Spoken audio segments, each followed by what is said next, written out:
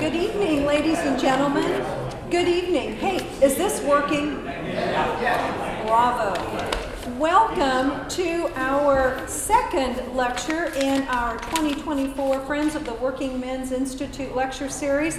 Gosh, we almost have a full house. That's terrific, but I'm not surprised by virtue of our speaker this evening. So I hope you all had an opportunity to grab some snacks, and without further ado, I'm going to introduce Bonnie Manette, who is our Friends Secretary, and Bonnie is going to introduce our keynote speaker. Bonnie. It's very exciting. I've contacted many people that you have had on your show to be here speaking, so I'm very excited. But as you know, he's an Evansville native who started his journalism career at Bosse High School, yes. Editing. The School Spirit was the school newspaper. Yes, good for you. And then where I first saw you was on WFIE, and you had a 41-year career there. Correct. And now I hear you on your show 2 Main Street on 88.3. Good. Lots of good lectures there. And you were also inducted into the Indiana Broadcasters Association Hall of Fame in 2019. So he's had such a good span, such a big career with many stories to tell us, so I'm going to let him get on with it. Well, thank you very much. This is very nice, very nice. Well, thanks for you guys coming out on this beautiful evening in New Harmony. Where's that book I was reading about New Harmony? I read a lot of books now because publicists send me books now from local authors just to love to promote their books. And so I get all these great books. And this one here, Star Falls, about New Harmony. And it's about historical and fictional New Harmony. This author is named T. Newyear, and this is book 1 of her series. And it's hard to describe this book. She takes us back to the early founding of New Harmony and the actual characters that founded this community. Then she takes us into the future, about 200 or 300 years into the future. And New Harmony has become a kind of a compound island because of climate change. There's so much flooding. The Wabash River has become this huge lake. And New Harmony is like this isolated community. But it still houses all these very unique people. It still is a magnet for these inventors and philosophers and all these interesting, fascinating people. And she explores the fascinating people from the past and the fictional people that she conjures up in her book.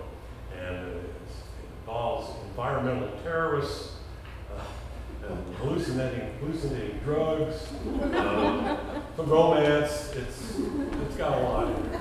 T. Newyear, she's from Bloomington, Indiana. She lived in Siberia.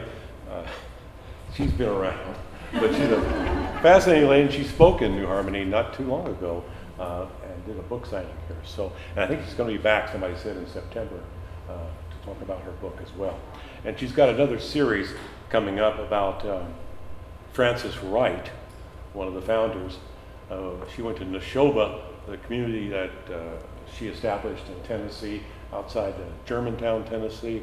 It was supposed to be a grand experiment to get rid of slavery. She was an abolitionist, and it fell flat, and all kinds of problems. But anyway, that book 2 ends in Neshoba, and she's leaving Neshoba. And I don't know how that relates to the future, but she's going to explain all that in the book 3 of the Starfall series. So anyway, here's another book about the Bull Island Rock Festival. Had the author on my show talking about his experiences at Bull Island, which is more than 50 years ago now. That's hard to believe. I was there covering it for NBC Radio. I was working at WGBF brand new reporter there. I was also working part-time at the Sunday Courier and Press in Evansville, and I just graduated from the University of Evansville journalism department. Got this phone call and from NBC, can you cover the Bull Island Rock Festival? I go, well, sure, yeah, why not? So, but getting there was almost impossible if you've seen the pictures of the traffic along I-64. So I had to go by boat. So I had a buddy who lived in Grayville, Illinois. He worked for the Mercury Independent, Lynn Wells, and he was covering it for his hometown newspaper. And so I hitched a ride on his John boat, and we went from Grayville down to the site and did our reporting and went back to Grayville. And I did the report back to NBC. Bill Cullen, I don't know if you remember Bill Cullen, he did all kinds of game shows for the network. Anyway, he was doing the weekend, what's called NBC Monitor then. He was the disc jockey, national disc jockey for the weekend. So he interviewed me. So we went, the only phone I could get then was at the Mercury Independent. So it was upstairs among all the old copies of newspapers. So I'm kind of hunched down upstairs in the loft at the Mercury Independent talking to Bill Cullen and giving my report on Bull Island. So a lot of great memories. Let's see what else we got here. This was one of my most, I guess, powerful interviews I had. Holly Dunn, the sole survivor of the railway killer. People magazine just did a piece on her. It was a nationally televised report, investigative report, and she was on that just recently on television, national television. Of course, she's the namesake of Holly's house in Evansville. She details the attack and her recovery. She was left for dead by this guy. And there's one portion of the book that really affected me. She was talking about her recovery in the hospital, and she had a broken jaw, among other things. And she told her mom, she said, "Mom, I'm so hungry. I can't eat anything, you know." She said, "I just would love to have a cheeseburger." So her mom got a blender, put the cheeseburger in the blender. And so she had her cheeseburger, but that ways. But this is really a powerful book. Yeah. Let's see what else we have here. The Vietnam War love story. This was another great interview. You never know when you go into these interviews how they're going to pan out. But this is this couple, Bill and Nancy Young. Nancy, I think she went to Castle High School, went to Vincennes University to become a nurse. And Bill, who was from Pennsylvania, he was in the Marine Corps, serving in Vietnam. So how did these two hook up? So anyway, one of her roommates at Vincennes University in the nursing department was kind of a pen pal with some soldiers. And she said, I just kind of, lift their spirits and just write them letters and stuff. Would you like to do this too? She said, well, yeah, sure, why not? So she gave him the name of this Bill guy, and she started writing to him, and this developed into a long-distance romance. Obviously, she's at Vincennes University, and he's, in a foxhole somewhere and outside Da Nang. But anyway, they finally meet and got married, and they've been married 50 plus years. And this is their love letters back and forth between 1967 and 1969. And this guy, Scott Solomon, who lived in Jasper, now he's up in Carmel, chronicled all this, and it tells the story through these love letters about what he's going through, the hell he's going through in Vietnam, and some of the stuff he's talking about. I had to do an enema today. Oh, it was terrible. They made me do an enema, and he's talking about his buddy got his arm blown off or something. I mean, the contrast is just incredible in this. Well, what else we got here? Wide open Evansville. I had no idea about this. This is Prohibition in Evansville and, well, the whole area, southern Indiana. And the corruption in the police department. The police department was actually They were bootleggers. They got a patrol boat to supposedly stop the flow of booze from Henderson going into Indiana. But what they did, they just used it to transport the booze and sell it here. So the cops were in on the deal. So anyway, finally the feds got involved, investigated, and they indicted several city officials and some police officers. And this guy who wrote the book, his grandfather, I think, was one of the cops who was indicted in this. So he had some interesting information about this. So yeah, Eric Jones is the author of Wide Open Evansville. And we found out, doing my research on this, that there's a bookstore in downtown, your brother's bookstore. They uncovered what apparently is a still underneath the floorboards there, where they're hiding the booze. And so apparently a bunch of these little places were downtown Evansville that were hiding the liquor during that, and then they bring it out and they sold it at the hotels at night. Of course, everybody was involved in it, and the cops knew about it. Anyway.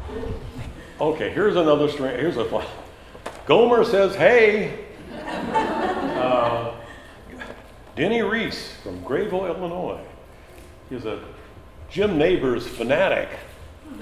I mean, and he loves this show, Gomer Pyle, USMC. I mean, knew every episode, knew all the characters, all the backstory, and he wrote a book about it. And I said, oh God, I've got to have this guy on. And he was a character. The author was just kind of just like Jim Neighbors. And of course, Sergeant Carter talks about him. And I thought this was interesting. Jim Neighbors needed a liver transplant in his later years. And he was going to die. And he couldn't, it was on a waiting list, and it was real long and everything. Carol Burnett called some hospital in California and got at the top of the list. So Carol Burnett apparently saved Jim Neighbors' life. So this guy has that in his book. I thought, well, that's interesting. Okay, 100 Things to Do in Indiana Before You Die. I think New Harmony's in here. If not, it should be in here. But it's got strange places. Let's see. Indiana's largest waterfall. Kiss the Bricks at Indy 500. Let's see what else we got here. Oh, and they got, I thought this was interesting. At the Terre Haute Airport, they have a cafe there that's all airline themed. It's like an old Corsair aircrafts in there, and everything is airport related, and I didn't know anything about that. Let's see what else she has here. Oh, about the spiciest shrimp cocktail in Indiana. That's at let's see, that's downtown Indianapolis. What's that called? Elmo's, yeah, that's in here.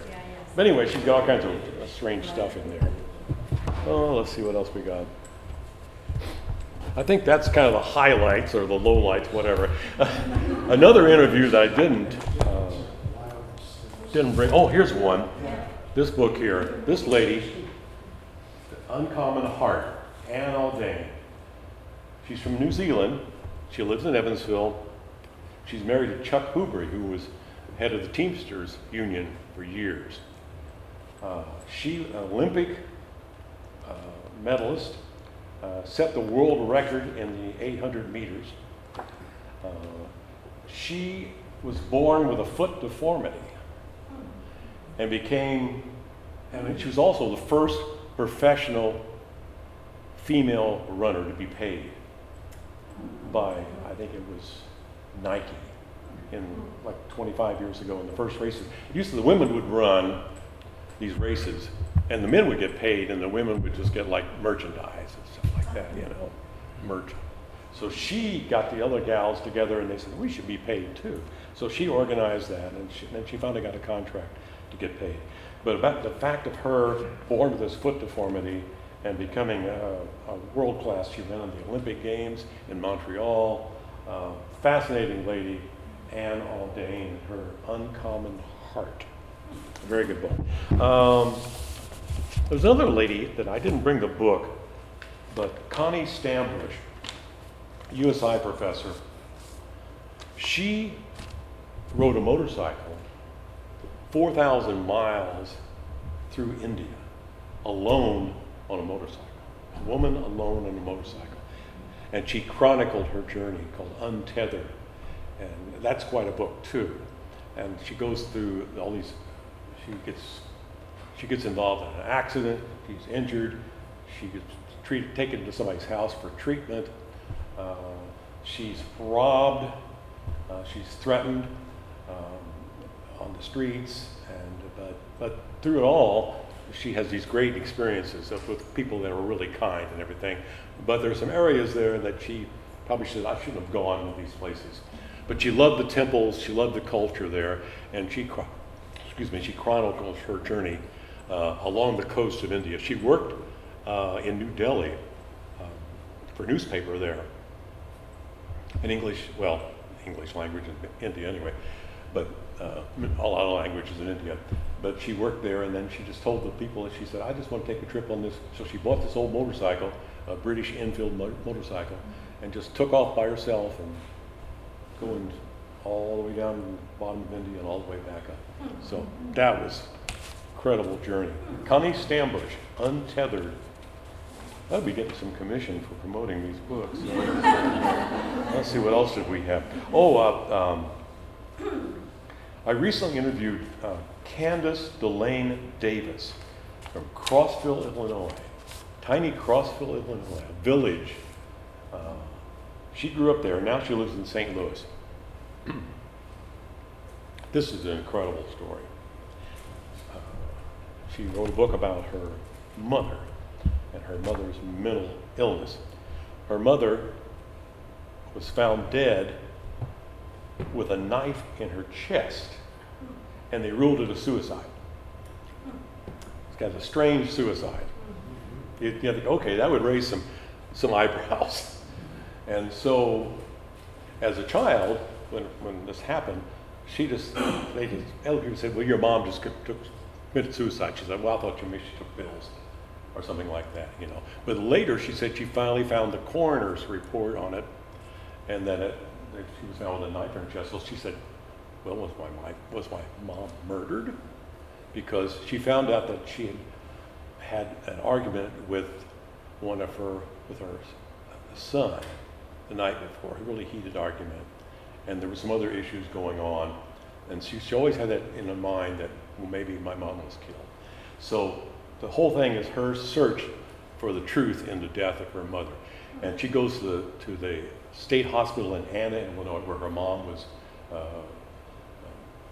treated there many times. She had all kinds of mental issues. And she talked to people, and she had to get records and fight all the legal system to get all these records. So she finally got the information that she sought. So now she says, I believe my mom committed suicide, but I'm not 100% sure. But the whole book is her search for the truth in her mother's death. So I thought that was very interesting. And she was in Crossville for the eclipse. She catered an event there from her classmates. She's a caterer. So she came back to Crossville for the eclipse. What else we got here? I interviewed Matt Williams, the creator of Roseanne, and he has a book called Glimpses about his career in Hollywood and his days as an actor at Wrights High School and the University of Evansville. Interesting guy. In fact, I'm trying to get a hold of, you ever watch the show Elizabeth on CBS? The woman, she's like a kind of a female Columbo detective, kind of goofy, but she's really smart. She solves crimes. That's Carrie Preston. She's a University of Evansville theater graduate. So I'm trying to get her on my show because she's one of the funders of the New Harmony Project. She and her husband are one of the major donors that got the project going. So that's the hook to try to get her on my show. But I reached out to CBS and they seemed to be interested in, oh yeah, that sounds like a great idea. So they're going to try to link me with her. So I'll either do a Zoom thing with her or try to get her to come back. She might do that. So open up all kinds of different opportunities, this show, and people are sending me ideas for interviews. Some of them are pretty crazy, but most of them are pretty legit. A lot of book ideas. One book, The Bug Light Room, by a local author who worked for the CIA, literally worked for the CIA. This guy's a retired CIA guy. He's written this book about an alien invasion in the Hoosier National Forest. And it's good. I mean, you actually believe it. And it's about these two hunters. They're kind of survivalist kind of guys, and they like all their weapons and everything. And this one guy, he gets a bazooka. He always wanted a bazooka. So he somehow gets a bazooka through the mail or something. So he tells his buddy, hey, I got this, let's go out and I'll fire it, you know. So they went out let's go to the Hoosier National Forest. There's some areas there, nobody will know.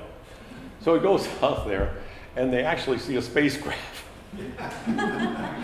So he shoots the bazooka at the spacecraft. He hits the spacecraft, but he didn't know that there's this creature inside the spacecraft that's not very happy about this and stalks them through the forest. And these guys are survivalists, so they're trying to outwit this creature who's trained to hunt and kill. And then the FBI gets involved, and there's a huge forest fire, and and this guy, he writes it from the perspective of government agents, because he knows that whole genre and how it works. And he's got two agents, and they kind of have a romantic relationship hunting these hunters and this creature. So the books I get are just bizarre, and you can't make this stuff. Of course, this is my fodder. I love the stuff. You know, I don't like to talk to politicians or that kind of stuff, because you never get the right answer anyway. It's just get their talking points, and then nobody cares. So I try to get very interesting people. Had Kevin Weiner on. All Bugs Go to Kevin. Are you familiar with All Bugs Go to Kevin? This guy, he's an amateur entomologist. He actually kills bugs for a living, but he loves bugs. He's in pest control, but he collects bugs. He loves exotic bugs. So I had him on the show. He has 4 or 5 pet tarantulas. He brought a pet tarantula on the show and had it crawl up my arm, and it was really very docile. He had brown recluse spiders he brought to the station too, and they're very docile too. He was handling them. He said the only bite if you like step on them or something or poke them, but he said they're just they don't bother anybody. Famous last words. But anyway, he's quite the character too. I had him on the show. They just keep coming. I'm going to McLeansville, Illinois next week to talk to this. You can't make this one up either. The son of the basketball star Jerry Sloan. Everybody knows who Jerry Sloan was. Okay? His son Brian Sloan was a member of the IU basketball team that won the national championship with Bobby Knight. Brian Sloan became an emergency room doctor for IU Health. Worked up there for 20 years. He has developed, he's got a government patent for a device that turns ordinary tap water into a solution for wound care. Now you have to get this sterile saline solution to treat wounds. This device bypasses all that. You just use normal water that you drink, and it sterilizes it immediately. And he wants to market it for third world countries that don't have the resources, and those hospitals could use this. And so I'm going to go out there and talk.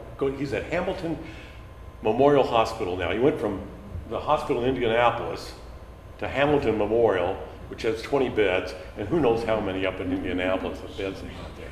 And just think of the emergency room patients he had up there compared to these at Hamilton Memorial. So nice transition there and contrast with Dr. Brian Sloan. So talking to him next week, so that'll be interesting. I'm leaving this open now for some Q&A, and if you guys have any questions about how we put together the program or any story ideas, fire away. Yes, sir. So, when you interview these people, do they sound like the books that they write, or do you find that sometimes you're talking to someone and you're thinking, well, none of them wrote this book, or do you have to get them going, or how does that work? Well, usually I read the books. I'm very conscientious about that. I'll read the entire book. I won't read a summary. I just don't read the press release. I mean, I read the book. So I read a lot of books, and some of them really long. And so I have a lot of information for nuance passages. I think that they really must have thought a lot about that passage, or something that really hits me. And that they're fascinated if somebody's actually read the book, I think. Because I think that most of the interviews they get are just people that, I've read the press release and they throw one question at them. But I mean, they know that I really am interested in what they've written. And I think they just light up. They just light up. And then you got them. And then they just love it. They just love it. And just ramble on. You can ask them anything. And I always ask them about their families, their pets, what books do they read? Their writing routine, what they're working on now. Just things that you would talk about with your friends. What did you do? What's your people that they're from other towns? I'll say, "What were you, a Cubs fan or a White Sox fan, or stuff like that?" And then you get them talking. And really, I didn't have any problem with people doing that. The thing is, I talk to them beforehand, and usually give them a tour of the station, and we've become kind of buddies. And so far, so good. Haven't anybody freeze up on me yet. Famous last words. Yes. Anybody else? Yes, ma'am. Well, what you just said, are you a Cubs fan or are you a White Sox fan? I'd just like to congratulate you for using the Chicago teams and not the St. Louis teams. So I just had to throw that out. There you Sorry to go. my friend There you go. Very well just We'll have to watch it because I got a lot of Kentucky listeners too. You can't be IU. You got to get the Wildcats in there too. Speaking of personal interview, I interviewed Joel Utley, who was the voice of the Kentucky Wesleyan Panthers for 57 or 60 years. Did the games. I had him on, and he just recently retired, and we talked about the games that he covered and with the bus rides that he took, to all these different games and different arenas. He was a fascinating guy, country gentleman, just had that kind of drawl, and he was just a marvelous guy. Joel Utley. Yes. Somebody else have? Yes. Can you share with us how did you always want to have this position in life, or did you start out with this ambition, or I know that you ran the paper in college. Mm-hmm. Did you go into college as a journalism major? Yes, I did. What was your journey there? Well, I wanted to be a newspaper journalist, and that's where I started. I worked at the Evansville Courier and then the Sunday Courier and Press. Then I went to WGBF Radio, and then I got a phone call that they had an opening at Channel 14. And I said, well, I'll go talk to them. And I worked at Channel 14 for a month and a half or 2 months, no TV experience, and then I became the main anchor. Can't do that now. But the main anchor at the time suddenly left. And I didn't have anybody else. I mean, they were a real short staff. And they knew I had radio experience. And I guess I didn't have any fear, I guess, on being on television. I didn't know what I was doing, so I just, what the heck, just go out there and do it. And so I said, okay, I'll fill in. And so I filled in for 41 years. But that's a different gig, you know, the daily routine of the wrecks, the fires, the murders, and I mean, boy, that just takes a toll on you after a while. It's just, oh my gosh, what other tragedy am I going to walk into today? And then breaking news, and just, yeah, that's rough. So now I'm actually talking to people, having a good time, talking to people I want to talk to, and nobody tells me who I have to interview. You know, it's carte blanche, whoever I want to talk to. So that's really a blessing for me. So the hard news is behind me. That doesn't mean if there was a fire right now, I wouldn't be chasing it. You know, I'd be the first one over there, bugging the firefighters. What's going on? What's going on? But no, anyway, yeah, I started out newspaper. My first newspaper job, of course, was an obituary writer. That's usually what they put you on, because nobody else wanted to do it. And back in those days, obituaries were free. You know, you didn't have to pay for them. And so we had to call, and the Courier then had an incredible circulation. In Southern Illinois, Western Kentucky, Southern Indiana, they had all these different editions. They had a Indiana edition, Kentucky edition, Illinois edition, Southern Indiana edition, Evansville edition, and a late edition that came out like at midnight for the latest news. So we were cranking it out. I had to call all these funeral homes every night and say, have you got anybody? Literally, you got anybody? But, you know, after a while, you get to be buddies with them. They would send me Christmas gifts. You give it to that old bit boy, you know. Give that candy to him now. Don't eat it. So I'd get candy from the funeral homes. I don't know if it was leftovers or what, but you know.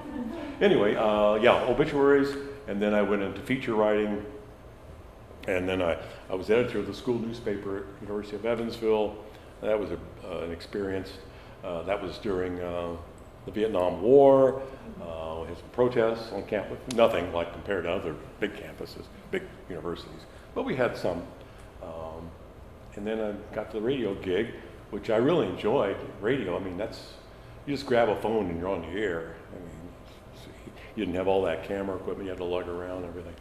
And then I got into TV, and I've seen we started out with film when I was there. Then we went into videotape, and now it's all digital. You know, we had those live trucks. We spent all this money on live trucks. Now they can just go live, a little camera and a phone, and go live anywhere. It's just amazing. It really is, the technology. Fascinating. Any other? Yes, sir, back there. Who do you look up to? Who is your? Who would be? Oh well, you know, interesting question. Remember Tom Brokaw? Yes. I have a Tom Brokaw story for you. Okay. We had a promotional shoot where all the NBC anchors from around the country, they sent us to New York, and we would sit down with Tom Brokaw, and Tom would say, for all the news in the tri-state, you know, watch David James on Newswatch 14. Thanks, Tom. You know, and watch NBC Nightly News every night, and like we do this back and forth as a promo. And then they bring another anchor from Kansas City in, and okay, they do the same thing. So it's, you know, my turn, and I do this thing. So I go to New York, and I knew I was going to New York, and I was dating this beautiful woman, and I thought, well, and they're putting me up at the Waldorf Astoria. And I go, if I'm going to propose, this is classic. This is classic. You know, I could take her to New York with me and everything. So she goes with me and to NBC, and she's watching me with Brokaw and everything. And then Tom, we're chatting before we do the chat, and Tom says, "Well, you enjoying your stay in New York City?" I said, "Well, yeah, I asked this young lady to marry me here." And he goes, "Oh, where is she?" She said, "She's over there." I said, "Well, come, bring her on the set." So they bring Susan on the set with us, and he interviews her about the proposal. It was hilarious, and we have that on tape. Because he told the guys, "Roll tape on this." So Brokaw was just a joy. He really was, and I saw him several years later at another event, and I reminded him, and he says, "Well, yeah." He said, "Are you still married?" I said, "Yes." He goes, "Thank goodness." But he remembered. But yeah, I like Tom Brokaw, one of my favorites. Of course, he's a big World War II historian, and yeah, I love all that. Yes, sir. I'm just curious about a news anchor's day. You're on the evening news, and then you come on again at 10. When did you start? When did you end? When did I start? Yeah, on your day. What was my day? What my schedule? Okay, well, it depends on, well, I worked the night shift. I did the evening news. So I would come in about 1:30. We'd have a story meeting. Of course, they've been covering the news all overnight. So there were events going on and other events in the future. So I'd sit down with the producers and we'd kind of talk about what's going on, kind of get an idea of what the main stories were, how we're going to cover them. And of course, then it would all just go out the window with the breaking news. All those plans, just throw them in the air, which I love. I love the spontaneity of the breaking news because I think people, they know that it's not scripted or anything. They know this is happening now. I'm learning this, and you guys are learning it at the same time I'm learning it. And I think as you get that across to the viewer, I think that's a great connection. And I thought we did that very well. But I'd get in about 1:30, and then I'd work till I'd get home about 11, a little after 11 at night. Now the poor guys in the Eastern time zone, their late news would go on at 11. I felt sorry for those people. Thank goodness for the Central Time Zone. Yeah. Yes, sir. Today, there's a lot of criticism from both sides about bias in the media. Yes. How you can't trust anything you hear because they're just doing their angle. I'm curious, over a 41-year career in the media, did you see that creeping in? And I don't want you to get into. No, I know what you mean. That's not true or not. But did you feel in that 41 years it getting a little more and a little more that way? Was Well, of course, pressure to do not in local news. I think is pretty pure. Really, I don't think there's anybody taking any kind of sides at all because I think, it's drilled into me. Be fair.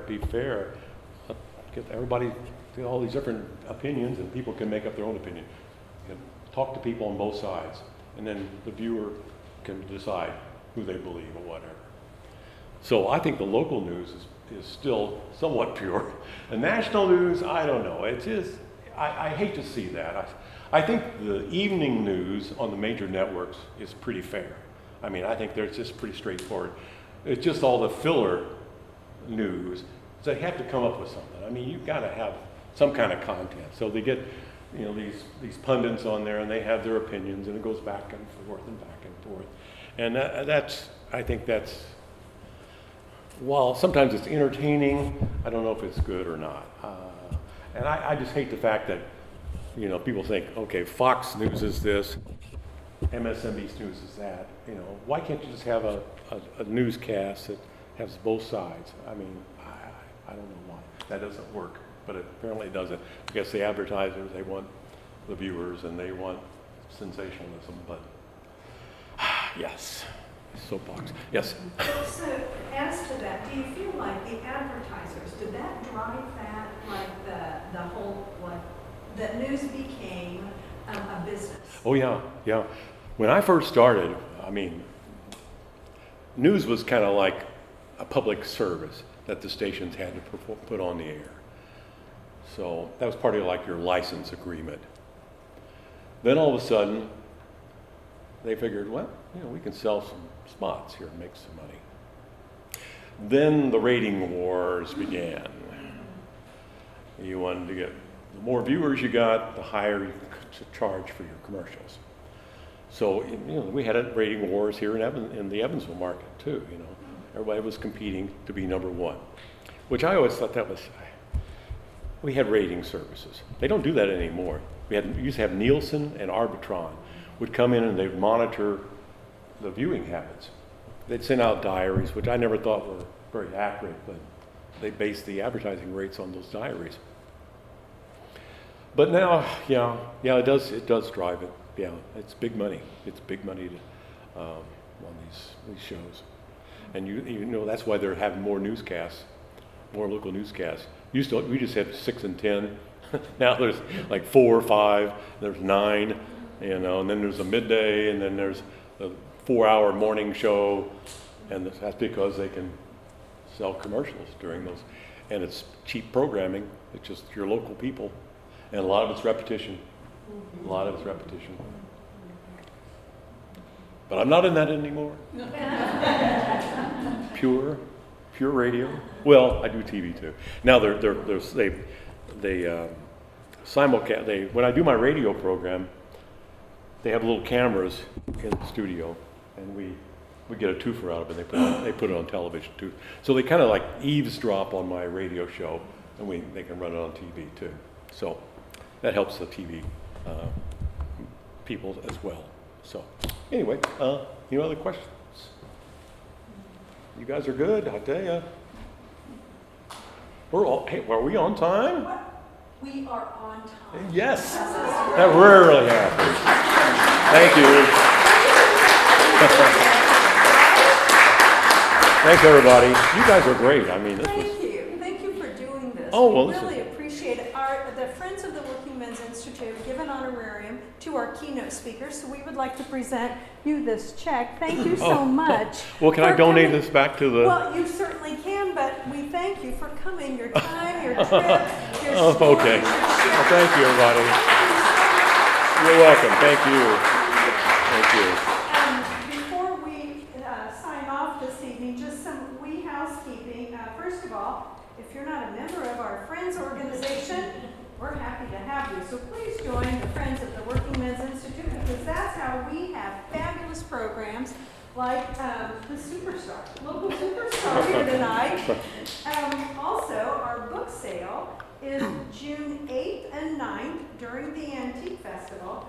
If anybody has any books, the director's probably going to fall out of his chair when I say this, well, please bring them to the library and we'll sell them for you. And where is she? Donna Creek, right here. Raise your hand, Donna. She's our scheduling coordinator, and she has some time slots open. So if anybody would like to help sell books for our organization, please see Donna after our event. Our next Friends lecture will be July 4th, and that will be at the Athenaeum at 10 o'clock. We can't wait to see you all there as our traditional celebration. We know that's going to be fabulous. So at any rate, Director O'Kicki, do you have anything? Farmers Market has started up again, does everybody know that, right here on the lawn, Saturday mornings. Also in June, if you got little ones, know anybody who has little ones, our summer reading program is going to start. We have a nice 5-week program here this summer, right here at the Working Men's Institute. Great. Hey, thanks for coming. Thank you, Mr. Oh, you're James. welcome. Thank you.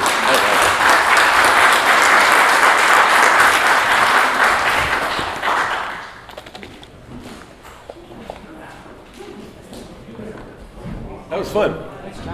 Thank you. Thank you.